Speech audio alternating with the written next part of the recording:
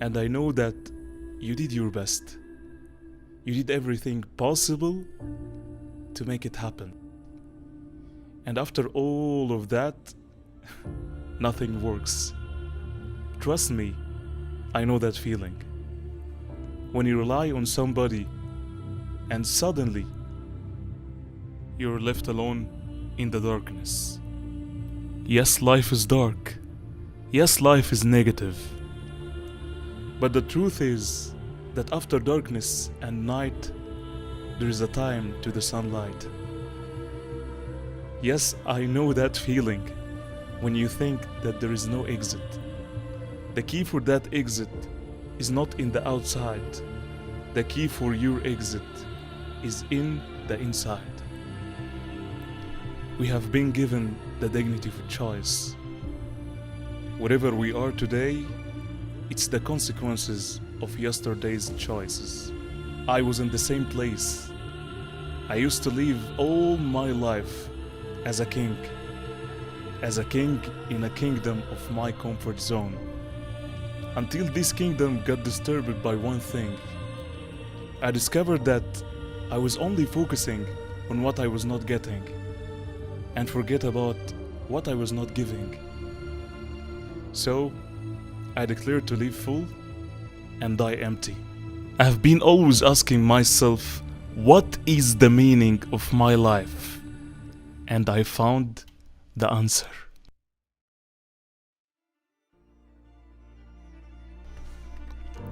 To make a positive difference in the souls around me by liberating their inner chained greatness to be exposed to the sunlight and transform the planet. And today, I founded Unleash to live my purpose. I interview global CEOs, entrepreneurs, and coaches all over the world to unleash their stories and experience to the whole world. Unleash is the bridge between my purpose and my mission. And my mission is unleashing the human greatness to its utmost potential.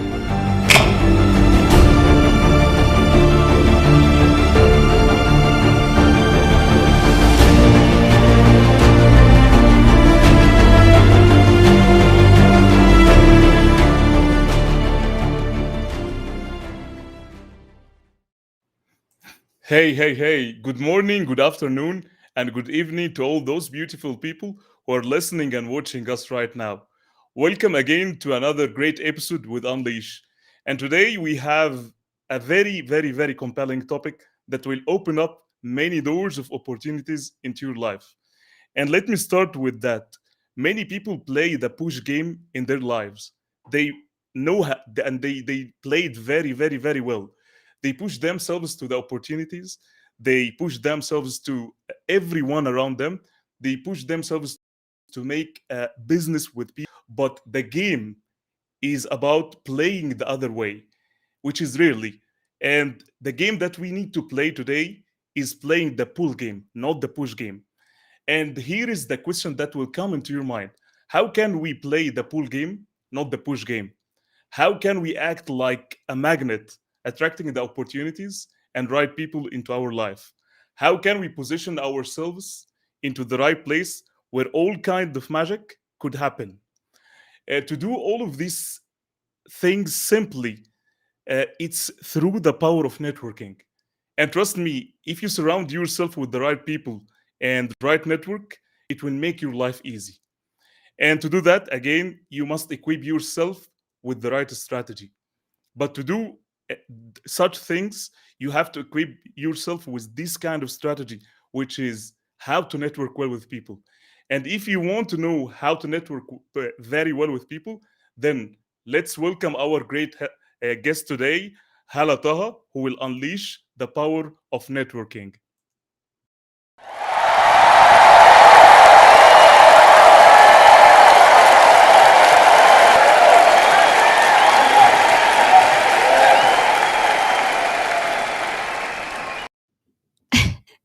Oh my gosh. Hi, Ahmed. What a cute intro and cool introduction. Thank you so much. I'm excited to be here. Thank you so much, Hala. The same pleasure here. I know that it will be an amazing episode. Will touch many people' life and will inspire a lot of people. Will open a lot of values today, especially with your inspirational story. Before we jump into our topic today, this question I usually ask to my lovely guests, and I do believe that there is always a story behind what you're doing today. So, would you please share with us your inspirational story and why you're doing what you're doing today?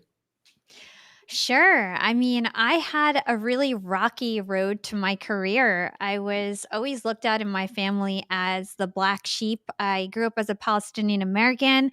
I was, a very free spirited young person. All of my siblings went to med school, and I wanted to be in entertainment. And when I was in college, I actually got an internship at Hot 97. It's the world's number one hip hop and R&B station at the time, and it's a very, very famous radio station in New York and in America. And I was an intern there, and quickly I kind of rose up the ranks, and I became Angie Martinez's assistant, who's a very big radio personality. I ended up dropping out of college temporarily to Mm-hmm. work at the radio station and give it my all. And that whole time I worked there for 3 years, I was unpaid working at a radio station. And when a paying job opened up, I had, kind of asked Angie Martinez, asked the program director, like, hey, can I, become the producer? I've already been doing this job. I'm training other interns. I'm working here every single day. I used to work from 1 o'clock to 7 p.m. and then come again at midnight and work overnight. And like, I was really hustling at the station and I wanted to get paid because my parents were like, what's going on? Like, you've been working here for so long, you're not getting paid. Then they didn't give me the job and they ended up firing me when I asked. And I was devastated. I guess they thought that I was a liability, whatever it is. They cut me off. They basically tried to blackball me from the entertainment industry. And here I was feeling like devastated because I had dropped out of school. So I quickly went back to school, reapplied, finished my senior year, started something called the sorority of hip hop. And essentially, it was my way of revenge. I wanted a platform for other women who weren't getting any spotlight and weren't and being overlooked for opportunities in the entertainment industry, which at the time that was a big problem. And a lot of young girls from Def Jam, from iHeart, from VH1, all these different companies joined my sorority of hip hop, and we were a blog. And then we ended up hosting parties and concerts, and that's how we made money. So within 3 months, we were one of the most popular entertainment sites in the world. And essentially, over the weekend, one weekend, I learned how to build websites and recruited all these girls off of Twitter and Craigslist and just in these really scrappy ways. And I created this website. At the height of it, we had 50 female bloggers under me. Wow. And they were all like young girls in the entertainment industry. We probably had like 150 girls in and out over 3 years. MTV approached us for a reality TV show twice. They actually shot us and filmed us for an entire summer. And I was basically the star of this potential MTV show. And once that happened, I was like, finally, 3 years working for free at Hot 97, 3 years doing this blog site. Now I'm finally going to make it. I put in all this legwork. After a whole summer of filming, they got us a studio on Broadway and they kind of tore apart the sorority because they wanted us to have drama and fights and all these things. At the end of it, they pulled the plug and they couldn't tell me why the show wasn't airing. I never even got to watch any of the footage. And again, it was one of those moments where I was like, "Oh my god, again I failed. How did I do this?" And I was so devastated even though we had such a huge brand and everybody knew who we were and I was getting shouted out on the radio and hosting the coolest parties. I decided to quit. I was like, you know what? I need to just focus on myself. I can't make all these 50 girls successful before I'm successful. I just want to focus on myself. So I pulled the plug. I got my MBA. Wanted to just Wow. refocus, be a normal person. I basically swore off the entertainment industry and said, it's not for me. Obviously, I didn't make it. And I'm just going to be normal now. So I went and worked at Hewlett Packard. Like I said, I got my MBA. 4 years or 3.5 years or so into Hewlett Packard, I got bored. I was getting promoted every like 6 months. I basically I was so worried about being left behind in corporate because by the time I joined corporate, it was pretty late. Like my other friends had been working corporate jobs for like 5 years. So I was just like, oh my gosh, it's going to take me forever to catch up to everyone. I'm so behind. But within like 2 years or like maybe a year and a half, I was like, ahead of my peers because I was so tech savvy because I had learned on the internet and had this blog site that I was like the most tech savvy person in the marketing department at HP. So I just kept getting promoted. And um, then I decided to start the podcast. And I felt like finally I had made my first six figures. And I thought that I had Wow. something to say to young professionals who were either entrepreneurs or in corporate. I felt like I could talk to both sides. And I wanted to just help people level up professionally and personally. And I just thought that I had all the right skills. I, had a radio background, I had marketing background, I knew how to write. And I figured I could do this. Something I didn't mention is throughout the whole time I was at Hot 97 and the Sorority of Hip Hop, I had online radio shows. So by the time I started Young and Profiting Podcast, it was actually like my fifth show. It was just my first podcast. So Wow. I just was like, let me just do this. Let me just give it a shot. I was really rusty because I hadn't been on the mic for like 3-4 years. And I just got started, really pure intentions. I'd never thought that it would get this big. I just wanted to do something great for the world. I started my LinkedIn presence at the same time to promote the show. And now our number one education podcast across all apps. I think I have probably 300,000 subscribers across all apps. And, we're sponsored all the time. And it's just been incredible. Can I give you something, please? Sure.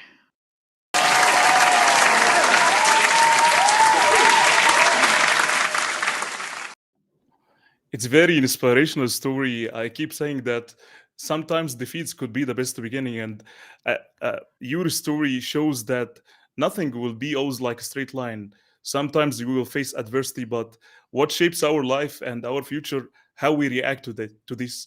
And you will see most people that they think that successful people, they are successful like that just from the beginning. But can you see how many times that you were falling down, come up, falling down and come up because you have this kind of uh, being warrior with your life. This is this kind of things and this kind of attitude that most people should have in their life just to change Yeah, their life. 100%. And I left out like so many other ups and downs in that story. I gave you guys really the high level, but yeah, so many rejections and all my successes have always come on the heels of failure because it really helps motivate you, when you fail. And something that I've realized is that when there's a gatekeeper telling you no, so in my case, it was Hot 97 telling me I wasn't good enough to get a job, just get paid. All I wanted, like literally not even be on air to get paid. I wasn't good enough, apparently. But they wanted me around every day, 12 hours a day.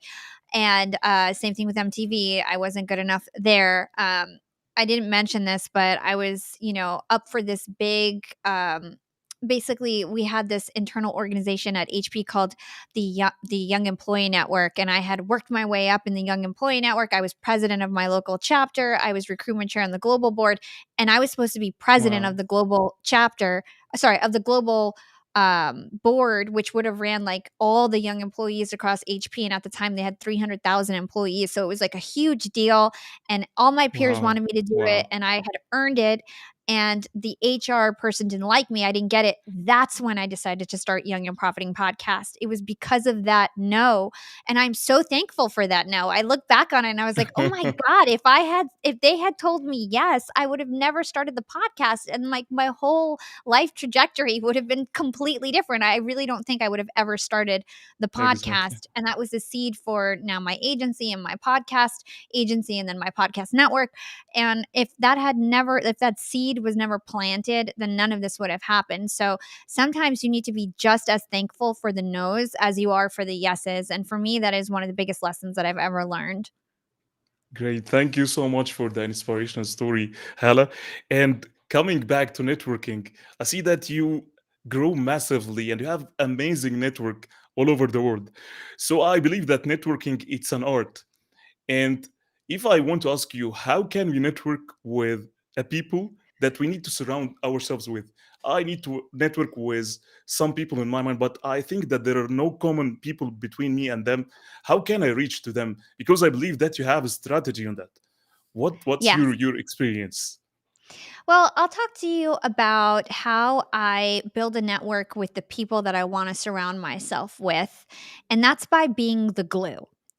This is an approach that I've taken my whole life, and as I like kind of peel back and think about how I've grown my network, it's always been this strategy. It's being the glue that brings similar people together. So I'll give you an example. As I was growing my profile on LinkedIn, I realized that there was a lot of other podcasters who were doing the same thing as me.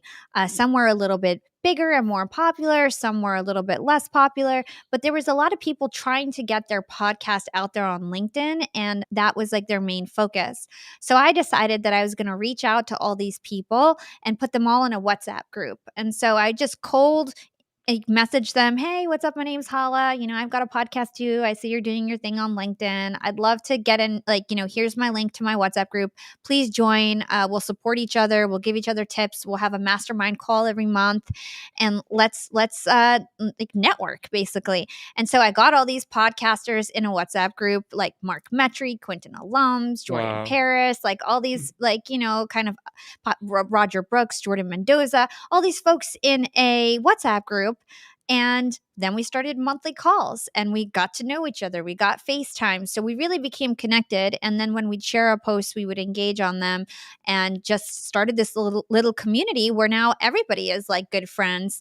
And then when Clubhouse launched, just like we had our little crew and we just brought it to Clubhouse, and like and now it's cross platform. It's not just about LinkedIn.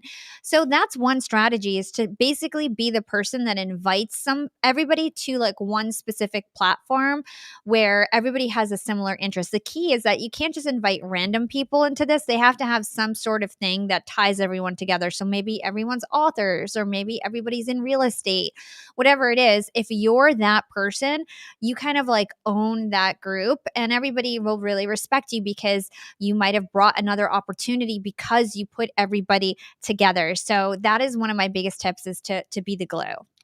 Amazing. Just I know that you have a lovely personal brand, and it was easy. I think it was easy at this moment when you approach people and speak with them. But I'm talking about people that they don't have a brand equity. Just their brand is not like as yours like before. So what kind of advice, if they want to start something like that and they want to network with the people that they want to surround themselves with, but at the same time they don't have the power as yours because of your brand. What are the possible way that they can use to make it happen? Is Yeah, there is any 100%. technique? Yeah, Yeah, I'll give you a ton of techniques. First of all, I do want to shout please. out some of the people who are commenting. So, Benita, thank you so much for all of your kind words, and Lagia, same with you. Thank you for tuning in, and Hisham and Shady. We really enjoy everybody tuning in. And if you guys are listening, make sure that you comment us in the chat. I'd love to hear from you guys and answer any questions that you have. Sure. So, in terms of different networking tips and building your brand online, one of the key things is you've got to be consistent, right? You don't need to Hmm. post up pictures or videos or anything that takes time. Just write something every single day and be consistent. So that's number one. A lot of people think that it's going to happen overnight. It doesn't. I spent every single morning on my commute on my way to Disney streaming services on the train writing my LinkedIn post, and on the way back I would do all of my DM engagement. You can find some sort of ritual during the day where you're like, when I'm drinking my morning coffee, I'm doing my morning post. And you want to do it in the morning too, because that's when it's going to get the most traction, because then the post is up all day and everybody can like see it Hmm. throughout the day. So make sure you do it in your morning time, and you want to post every single day. So that's number 1. Number 2 is you want to have some sort of thing that you're going to talk about. So for me, it was my podcast. That was my content that I knew I was going to promote. I uncover a new topic each week. It gave me something fresh to talk about every single week. Maybe you're in finance, and that's the thing that you're going to educate people about. You want to make sure that you have a topic that's either educational, motivational, or inspirational. That's what's going to do well online. Nobody Hmm. wants to be sold to, so you don't want to sell anything right away. Like, that's not the goal. It's about actually inspiring people, motivating people, and educating them. And you want to figure out a post every single day that will do that, and engage your community. So that's the another thing. The other thing that I want to talk about is you want to post in a way that's actually going to garner engagement. One of the biggest mistakes that I see people do is they write big chunky paragraphs, and people hate to read. So people Yeah. hate to read. You want to just do this like line by line style, right? Start it off with a hook, something like emotional to bring people in, something that is it's like summarizes what your post is about, something that's going to capture attention and that's not boring and that's not long. That's how you want to start off your post. Then you want to go into the meat of your content that's educational, motivational, inspirational. Then you want to have a call to action that tells people to engage in the comments. And that's how you start to build a post that will actually get traction. So if you miss these things, it will most likely not get any traction. The other mistake that I see people do is they put the link, like let's say they want to link to an article or something. I Yeah. advise that you don't do this at all, especially in the beginning. You just want to keep people on your page and on your post. You don't want to point them anywhere else. You want them to keep scrolling on your page. But if you have to put a link, put it in the comments because LinkedIn doesn't want people to go off of their Algorithm. platform. Yeah, they don't want people to go off of their platform. They want people to stay on their platform. So if you put a link in the caption, LinkedIn is going to deprioritize your post. So you don't want to do that. That's another huge mistake that I see people do. The other thing that new people do on LinkedIn is that they tag a million people. So they'll tag 50 people.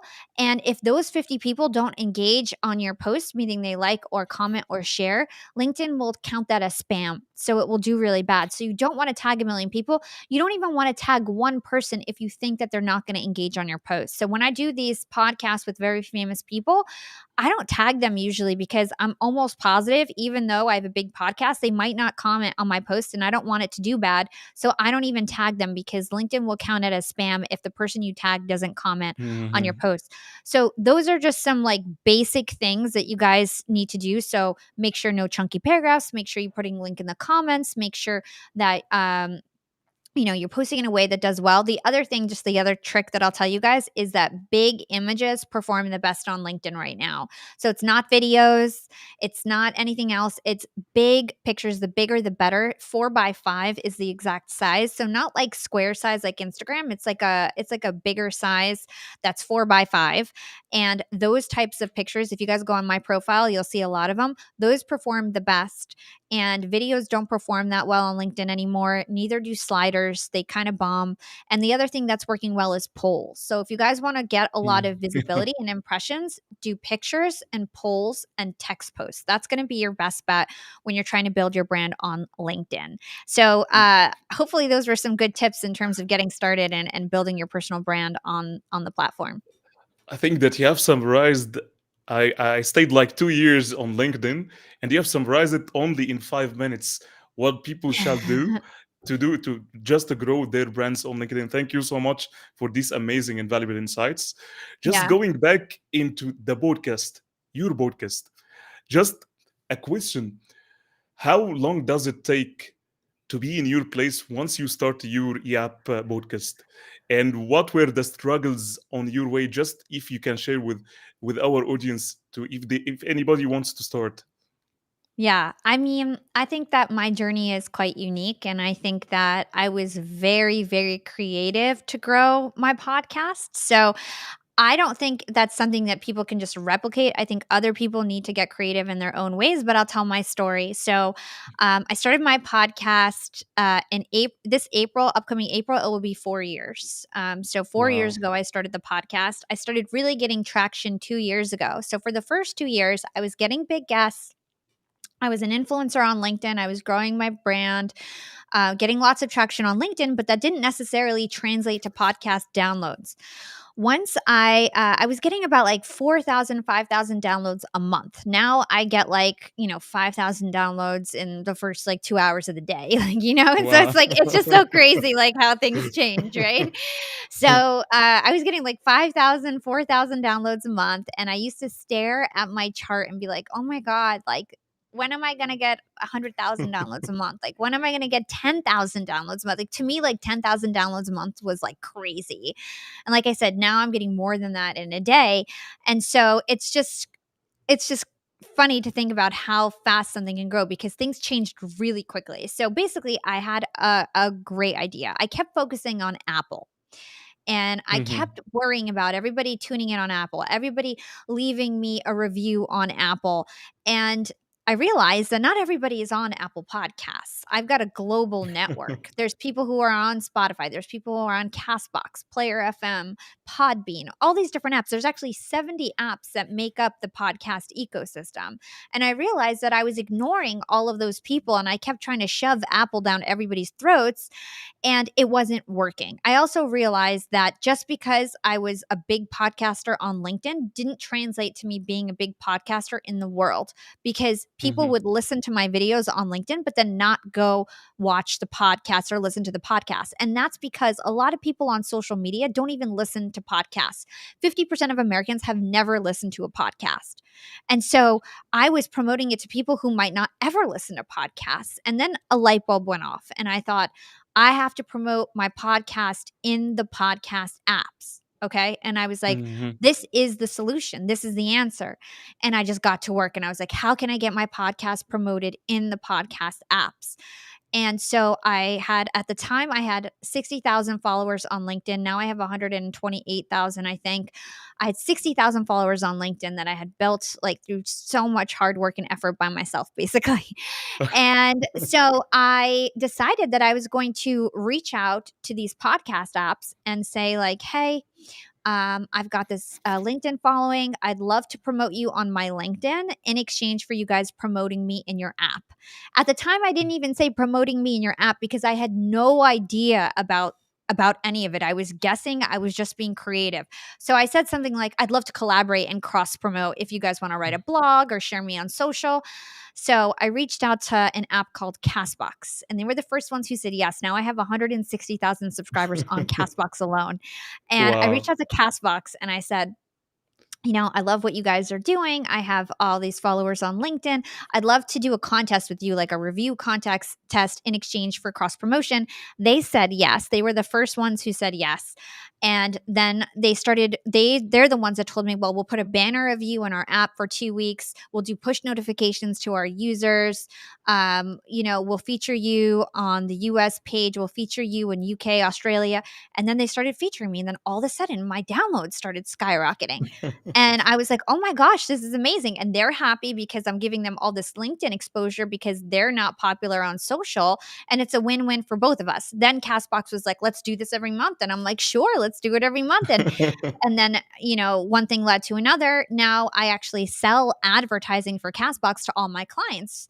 And Wow. I have a huge partnership with Castbox where I sell these in-app media buys to like maybe 20 people for them and coordinate them and create the banners, and because I have a marketing agency. So it worked out wonderfully. And I still do cross promotion with them till this day where I don't really pay for advertising. They just promote me in exchange for me doing like contests and commercials on my podcast and things like that. Then I did the same thing with Podbean. I did the same thing with Podyssey. I did the same thing with Sounder FM. I just did that with everyone. Now I'm doing the same thing with Stitcher in a week, Wow. where I'm going to be promoting them and they're going to be promoting me. And I literally went from like 4,000 downloads a month to like 100,000 downloads a month to 200,000 to Wow. 300,000, 400,000, 500,000, and it was all because it started with, like, me being like, "Let me see what I can leverage." And that's the game, people. It's what you can leverage. You have to build one thing that you can leverage. So now I've built my LinkedIn to a point where other brands want that. And so I can trade that now, right? And because I traded it, I built up my podcast to now brands are sponsoring me to do commercials on my podcast. So I'm making money off commercials now, from brands. And then I also can leverage that to build my Instagram, for example, and try to figure out how I can leverage these two to build my Instagram or my TikTok or my Clubhouse or whatever it is. So it's really important to build one platform really big so that you are enticing and can either monetize it through sponsorships or through trades. It's a great strategy, and I see how much you're creative just to find a way, because marketing your podcast is not easy. And I'm telling you because I am the same place, just starting my new podcast. The thing that it comes into my mind right now. I think podcast it's something very special and it's very unique, and I think it's trending right now. But the game, it's about the strategy and the coming question: how can I set a strategy, is that real or just a fundamental strategy for my podcast? This is one. And what, how I would say, how you approach people, the right people, and how you bring the right audience in the same place. Because if I want to start something out of nothing, it's very hectic and it's not easy. So what's your view on that? What, how can I put my strategy into action, and how can I bring speakers and audience at the same time? Yeah. So let's start with the audience because we were just talking about that. First of all, I want to say that in the beginning, I was like literally pulled every listener one by one by one by one. I would sit there and I would write everyone a message in my DMs. Hey, I've got this new podcast. I'd love for you to take a listen. Here's a link. Let me know your feedback. Then they would respond, "Oh my gosh, you love the show. Could you write me a review? A review? Thank you so much." And it was a lot of legwork. So it's not magic. It's either you advertise in the apps or you guest on other podcasts, which is very similar to advertising the app. It's like basically a long advertisement when you're on somebody else's show. Either you're where the podcast listeners are in the app, or you're having a genuine conversation with somebody and pulling them in. Okay. The other way that you could do this is through podcast micro content. So you put up a snippet of your podcast video. So me and you are on video right now. You chop this up into like a 59-second to 3-minute clip. You put that on your social media feed. Anybody who likes or comments on that micro content clip is raising their hand and saying, "I like your content." And then you have permission. It's called permission based marketing to go ahead and DM them and say, "Hey, thank you so much for listening to my clip. If you want to listen to the full episode, here's the link." Right. And you Hmm. give them the link and you ask them for feedback. You ask them what they think about the show so that they feel like you're being genuine. They feel like they have an obligation to get back to you. And you'll be surprised, a lot of people will. Right.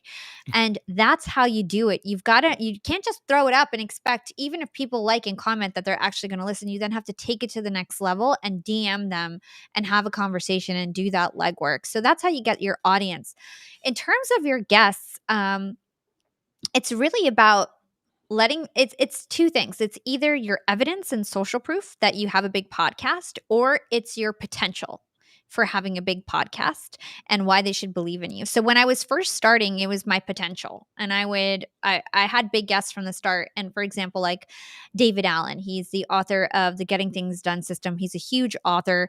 I approached him. He was episode number 5, and I basically said like, Wow. "Hey, I have this new podcast. I am, it's not my first rodeo. This is actually my 5th show.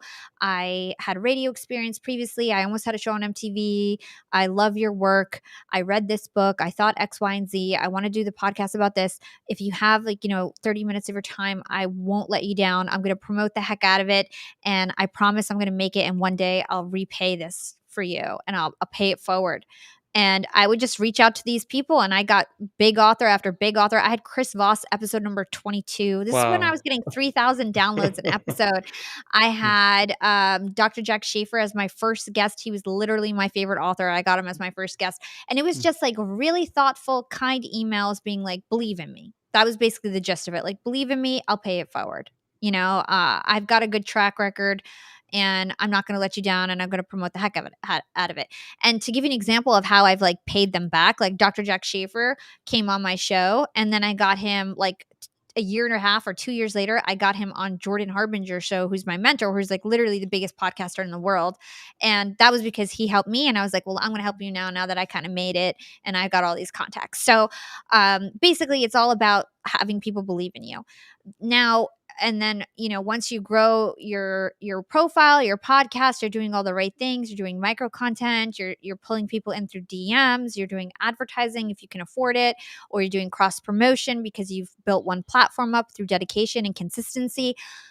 Then you have social proof. So it's basically being like, I get X amount of downloads. I'll promote you this many times. I'll give you exposure and this much reach across my social media platforms. And you basically, it's a numbers game at that point. And you can be like, you can join me because I'll give you exposure. And the bigger guests that you want, the more that you have to do that, especially today when there's so many podcasters. People want to spend their time wisely. So I think it's a mix of being compelling and honest and compassionate, as well as like having the social proof and doing the work to get the numbers.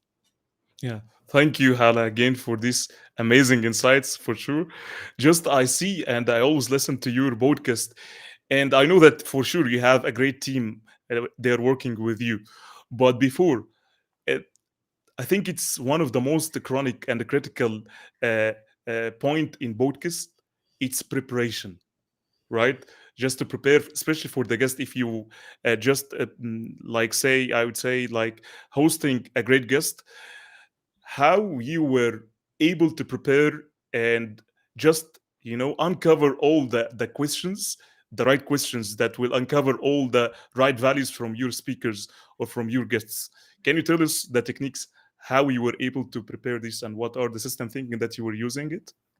Yeah, 100%. So I take research for my podcast very seriously. And actually, that's actually ties back to the last question. I think that's one of the big reasons why all these people said yes to me, because they would, first of all, they would see the guests that I had previously. And like I said, I shot for the stars from the beginning. And so they saw all these big names and they're like, well, if my friend's doing it, I'll do it, you know?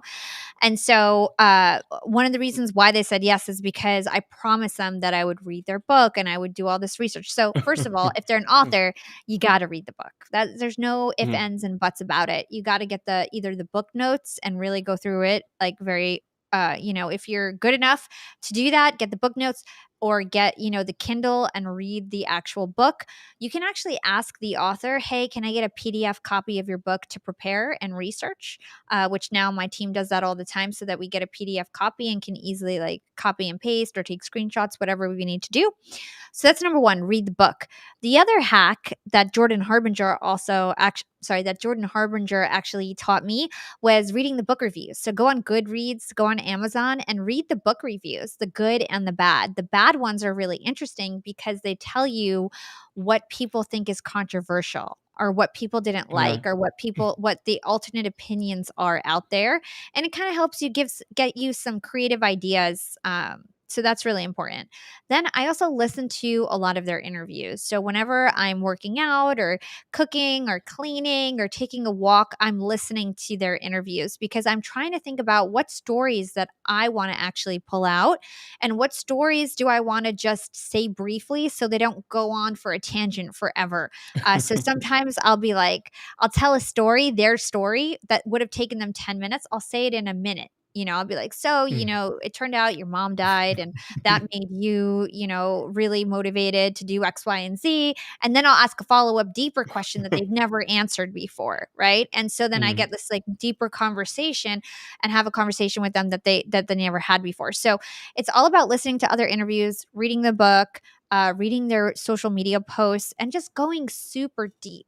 I think a lot of people are really surface level. And I think a lot of podcasters out there, everybody has their own style, but a lot of podcasters just wing it. And to me, I don't know. I just feel like you can't really have that great of a conversation if you're winging it. I know there's a lot of alternating opinions about this, and a lot of people say, like, I just want to be curious. And if I prepare, I'm not curious. To me, I think that's kind of like BS. And I can still be curious and ask questions on the fly when I've prepared. It just makes me, I think, have a way deeper, meaningful conversation that's not fluffy and makes the whole hour like packed with a punch rather than like one or two really good parts. Yeah, I like your creative ideas, how you think, how you act, and how you grab all the values, which I think it's very, very essential just to have like a great podcast like what you have right now. The next question, Hala, which is the frequency. Do you propose uh, the optimal frequency for just having this kind of podcast? How many times per week that we should like having a podcast per week? Two times, three times, one time. What's your view on that? I think it depends on how much good content you can put out every week. I think first is the quality. If you can manage to put out quality episodes that you also have time to promote, so that's the key. I usually say 50% promotion, 50% production in terms of your time. So if you have time and the bandwidth and the resources to put out more than one episode, it's in your best interest. Right now, I put out 2 episodes a week. Eventually, I wanna put out 3 episodes a week. Most big podcasters are putting out 3 episodes a week, so as I Um, get bigger and bigger, I wanna put out more episodes because I can monetize those episodes, quite frankly, and, also because it improves your podcast ranking. So the way that these platforms work, they take your, downloads for the past 2 weeks, and then they rank you on your reach, they rank you on trending, and the more episodes you put out, the more downloads you're going to get because, people get a push notification when you put out an episode. So they'll listen and you get like a spike in downloads every time you put one out. So it just improves your podcast ranking. And then your podcast ranking improving will give you more visibility and you'll get more subscribers and downloads. So the more episodes, the better. But you also need to have the bandwidth to promote it and to make sure that it's quality content. yeah, thank you, Hala. I think that we covered the amazing, I think, content which is related to the podcast. Let's go now into the impact, I would say, but just leaving an impact on people's life. I do believe on the other side, it's reciprocity, values, and impact at the same time you monetize. So, from your experience, what are the strategies that we can build a revenue model from a podcast? Yes. So this is an excellent question and there's many ways to build revenue from a podcast. So I will walk you guys through my journey. Okay. Yeah. Because I've monetized my podcast in every way that's possible. So there's first affiliate marketing. So affiliate marketing is what I did when I didn't have a lot of downloads because there's no requirement for a lot of downloads. So I would sign up to something like Audible, partnership program, or Fiverr has a partnership program or affiliate program, I should say. And all these different websites you can like sign up. You basically tell them who you are, you tell them how you're going to promote it. They give you like a page like audible.com/yap or fiverr.com/yap, and they give you a commission for anything that you sell. And so that's how I started. When if you go listen to my earlier episodes, it's like this episode of Yap is sponsored by Audible. I wasn't sponsored by Audible. Audible was just my affiliate partner, and it just made me sound good. I got practice doing commercials. I didn't make much money off of it at all because I didn't have enough listeners. So, but it's a great way to like get a little bit of money if you also post your affiliate stuff on social media or your blog or anything else that you have, or DM people with it. You could make some money. I just didn't try that hard. I just did podcast commercials.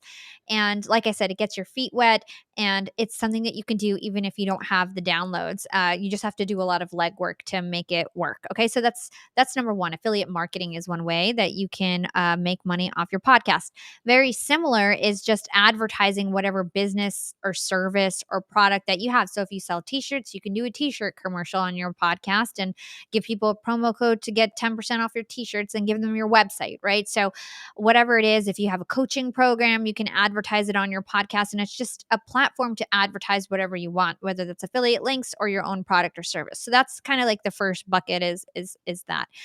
The second is lead generation. So this is really how I first started making a lot of money off my podcast. And I had decided after 6 years or so of corporate marketing and 3 years of the radio industry, and maybe let's say 6 years of radio and broadcasting with the radio station, and then I had the sorority of hip hop media company.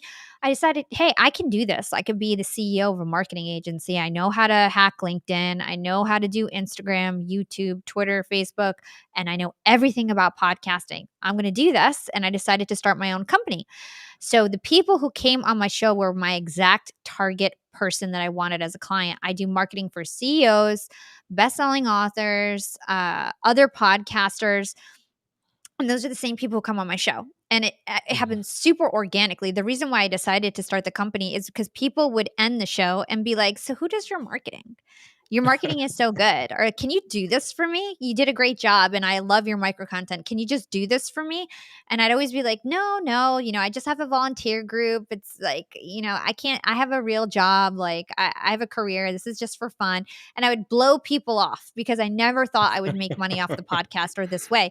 Then finally, I was like, you know what? I'll do this. I'll give it a shot. So I started this marketing agency. And like I said, very quickly, I got client after client after client. I never did any advertising or paid ads or anything. Now I have 70 employees all over the world and I Wow. have 25 like major clients: Kara Golden, the CEO of Hintwater, Jason Waller from Wow. True Underdog, Britt Marin, Heather Monahan, Alex Wow. Carter, Stephanie Malik, like Brian Scudamore, you name it. I have so many clients.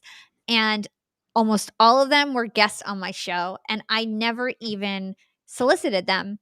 To this day, I don't solicit them.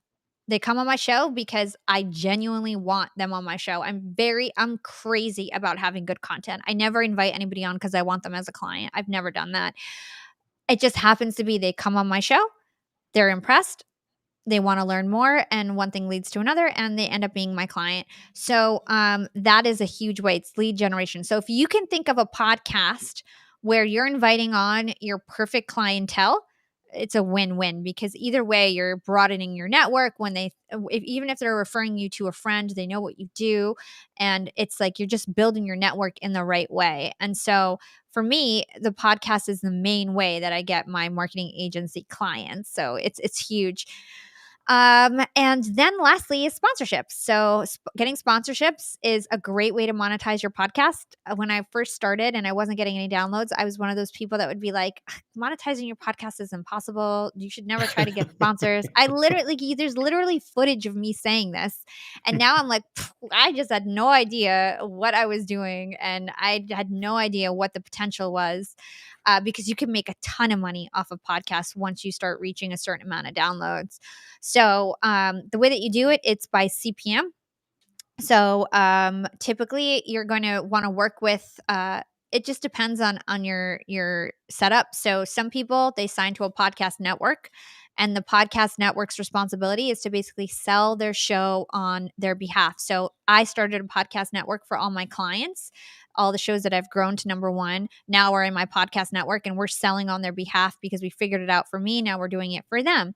So some people sign to a podcast network, and then basically that network has relationships with all these different ad agencies, and they take a cut of the money, and you sell it by how many downloads that you have, and then you can layer on commercials. So let's say you get paid $700 a commercial. You can have 4 commercials in one podcast, and if you do that 2 times a week, that's a decent amount of money. Your podcast network or the agency is going to take a cut, sometimes both. If you have a network and an agency, they're both going to take a cut, and then you get a cut. And 90 days later, you get your payout, and you get paid. So if you like, you can see how this can become a lot of money. The other way is like if you also have a social media presence, you can do sponsorships that are cross platform and direct. So I do sponsorships indirect through agencies, and I also do direct sponsorships where brands come to me, and then I'm like, okay, I'll do a social media post. I'll do podcast commercials. I'll do a clubhouse event with you, and then it's X amount of money. It's a flat rate. There's no like industry standards, so it's quite lucrative. And those are some ways that you can make money on your podcast. Sorry for Amazing. rambling. It's amazing, really.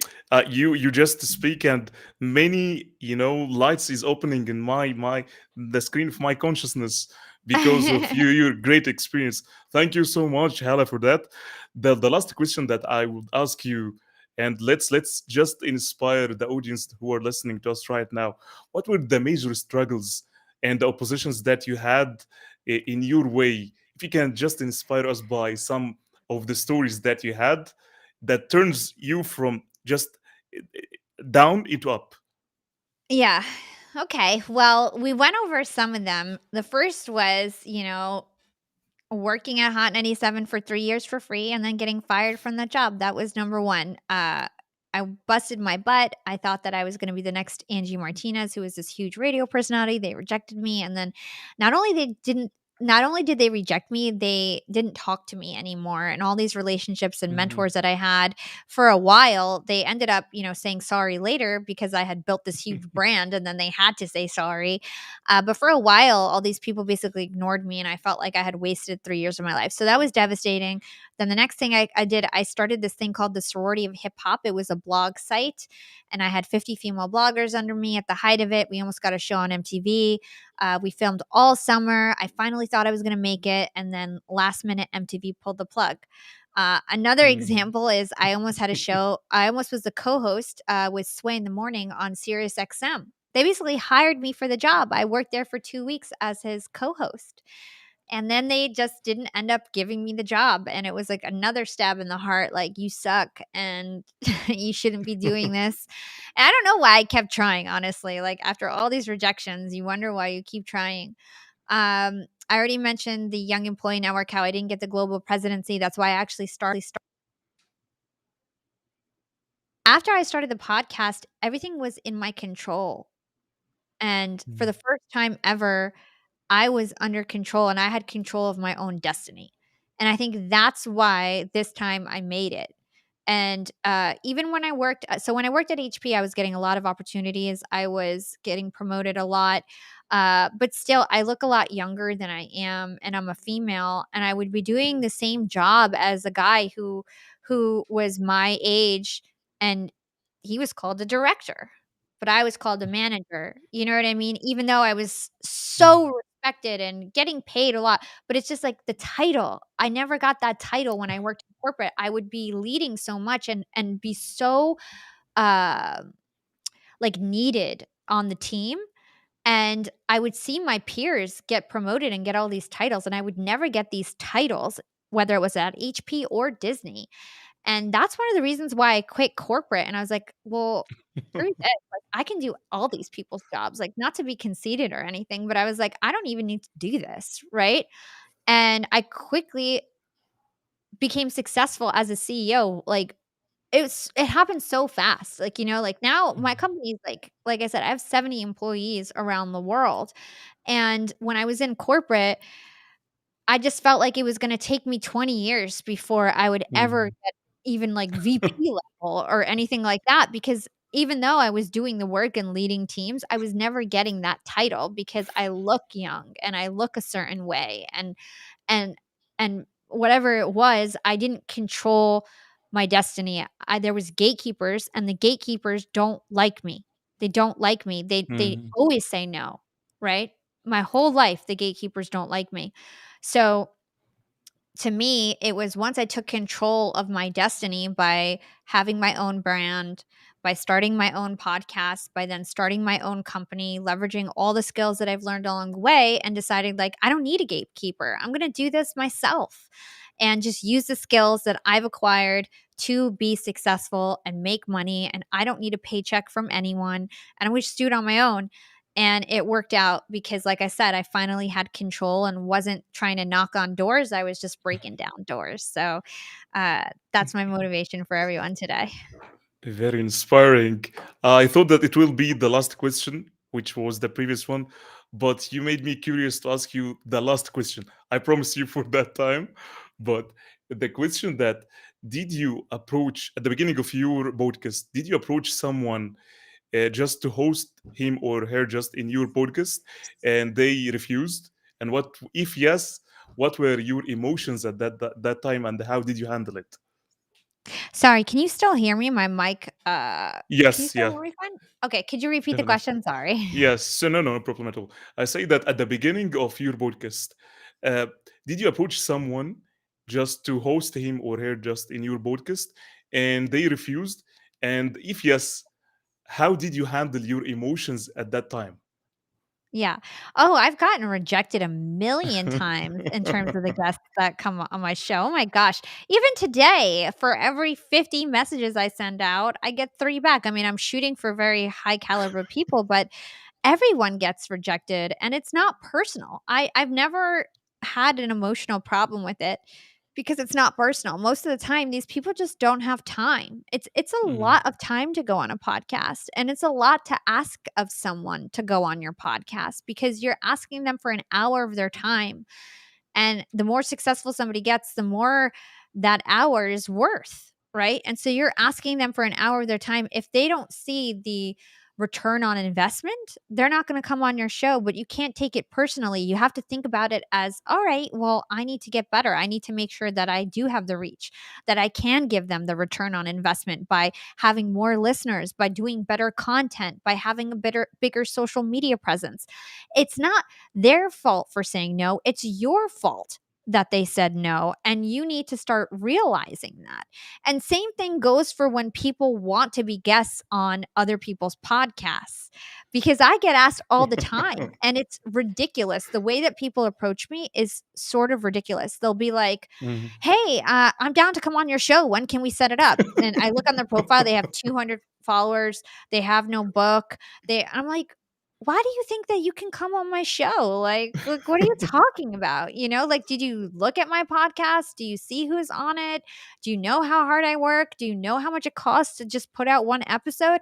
Why would you even think that way? So it's the same thing goes with you asking someone on your show. Yeah. If you have no business asking for them to come on your show, you can't be mad if they don't respond or if they say no or say a lot of the times they'll say, get back to me in a year once you've grown. You know what I mean? You need to know how to play the game. And if you feel like you don't want to just have mediocre guests, start with solo episodes and build up your following that way, and get to a point where you can invite the people that you want on your show. But I never, ever have taken it personally because I know that if somebody tells me no, I'll try again. I'll give you a great example.